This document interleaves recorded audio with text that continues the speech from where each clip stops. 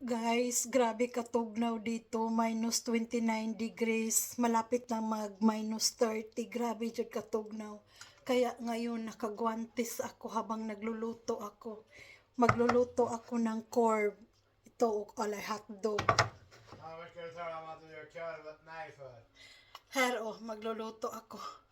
Nakagwantes. Grabe jud katugnaw guys. Mabuang ko. Nag-inom na nga ako ng tea para mainit yung katawan ko. Kasi grabe jud katugnaw.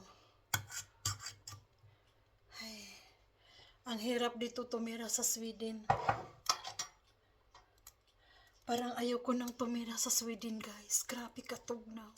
As in, grabe. Kung nagbabalak kayo, guys, na pupunta ng Sweden, wag na lang kayo pupunta dito kasi super ang lamig.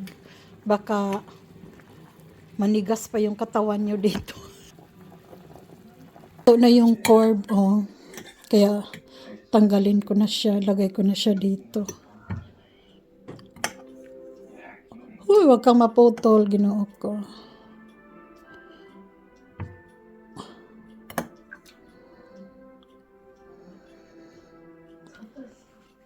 Lalagyan ko pala ng sinap ang hotdog, guys, para masarap siya.